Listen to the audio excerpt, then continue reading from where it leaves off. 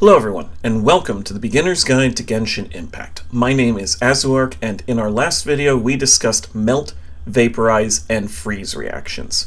Today, we're going to add in Electro, which is going to give us 3 new reactions.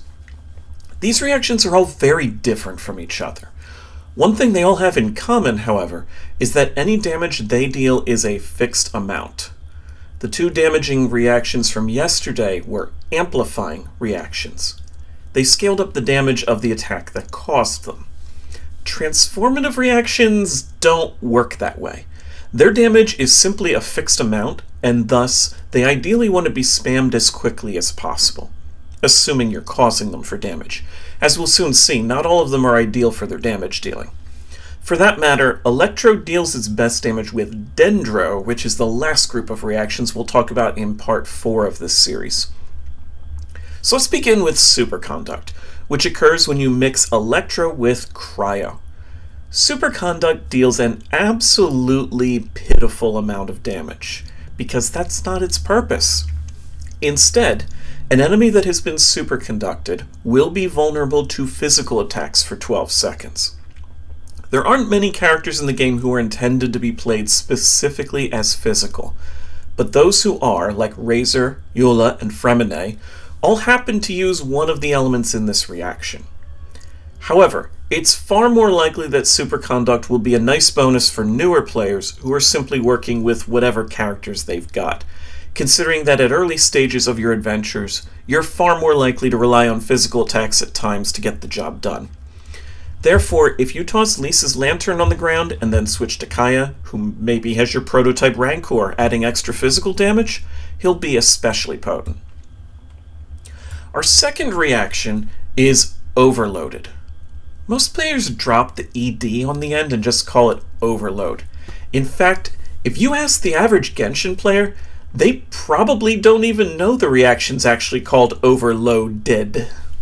Overloaded is produced by mixing Pyro and Electro. When an overload triggers, the enemy takes a fixed amount of damage and gets knocked back by a small explosion. This is good and bad. On the positive, other enemies next to the overload will also take damage since the effect is over an area, or AE for short. Side note, please don't say AOE.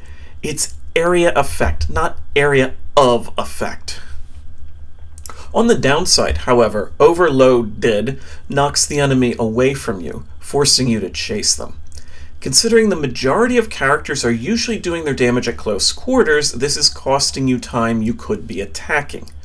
There are a select few characters like Yoimiya who work well with Overloaded, but until Chevreuse was added to the game, a 4-star who specifically helps teams specializing in Overloaded, this was a reaction the majority of players prefer to avoid. Except me, because back in year 1 I didn't know any better and used Diluc with Fischl. And apparently I still haven't learned because now I'm using Diluc with Raiden. Overloaded is considered pyro damage, but it deals heavy attacks, which means it can be used to damage geoshields or blow up ore nodes. Good luck hitting an ore node other than those annoying electro crystals that require pyro, but it's definitely good for geoshields. And our final reaction today, Electro plus Hydro, is an interesting one. Electrocharged is arguably a damage-dealing reaction. However, it deals only 60% of the damage of an Overloaded. Superconduct is a quarter, if you're wondering.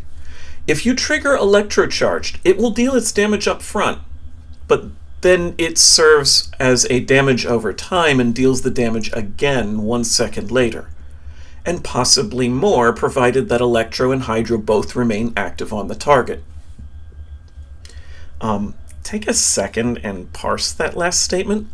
Electro and Hydro both remain active.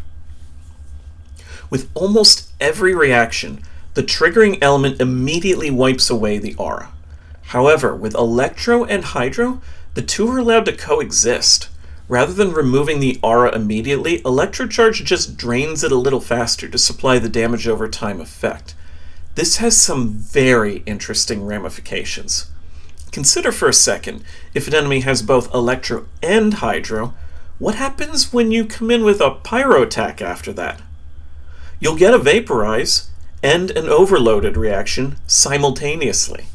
This means you can effectively get a bigger string of reactions if you have both off-field hydro and off-field electro, and those are the two elements usually the best at off-field application. When this is done on purpose, players usually refer to this setup as overvape for short. And while overloaded on its own is usually less than ideal, overvape makes it a bit more spicy.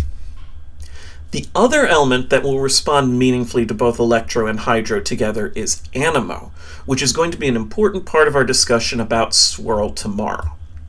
So yes, that's for tomorrow, but we need to talk first about how damage is determined from these reactions. In the case of melt and vaporize, it was easy. They looked at the damage of the incoming attack that triggered the reaction and pumped it up.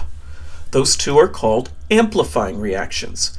However, every other reaction in the game is a transformative reaction. The damage is a fixed amount, and that's simply how much that reaction deals. But we can improve it in two ways. The primary factor determining how much damage you'll deal with a superconduct or an electrocharged or an overloaded is the level of the character triggering the reaction. This means that if your character gets ascended and leveled, it will deal more damage. Often, players will save resources in the mid-game by ascending a character but saving their experience books for later. But if your character is dealing one of these reactions consistently, you might not want to do that.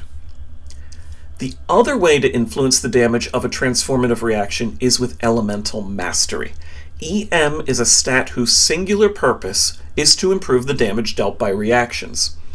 The formula is a little complicated, but giving a character some elemental mastery will raise the damage that all reactions deal. And I do mean all reactions, even melt and vaporize, although it has less effect on them. But this means that a character who deals a lot of transformative reactions can benefit heavily from EM, especially when you consider that there is no other way to influence the damage of a reaction. They don't get stronger with attack, they can't crit. If a character primarily causes damage through the reactions, as we'll see with Swirl and Hyperbloom later, you might opt to ignore other stats when gearing them and focus exclusively on elemental mastery. But we'll dive into that when we discuss Anmo tomorrow alongside Geo. So until then, thank you for watching, and I hope to see you in the next one.